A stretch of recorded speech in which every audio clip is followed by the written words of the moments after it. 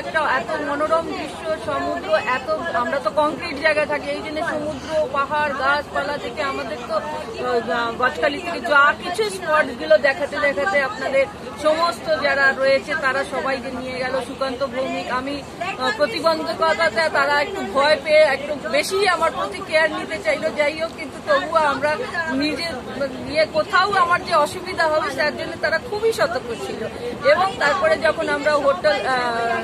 কি বলে tiger road রিসর্টসে গিয়ে উঠলাম, আর রিসর্টসের ঘরগুলো সব জায়গাতেই রিসর্টসের ঘরগুলো অপূর্ব সুন্দর হয়, ওদের একটা স্ট্রাকচার নিজের হয়, সেরকমই এখানেও সেরকম রিসর্টের স্ট্রাকচার পেলাম। এবং সকালবেলায় বেডটির থেকে নিয়ে জল খাবারের থেকে নিয়ে খাবারের সমস্ত কিছু অনবদ্য রূপে তারা, এক কথায় যেটাকে অনবদ্য বলা যায়, অনবদ্য রূপে আমাদের সেবা যত্ন করেছেন এবং প্রত্যেকটা পয়েন্ট খুব ভালোভাবে দেখিয়েছেন। আর আমাদের এখন সুন্দরবনে বাঘ দেখতে আসা তো একটা বিরাট ব্যাপার, তো সেই বিরাট ব্যাপারটা তো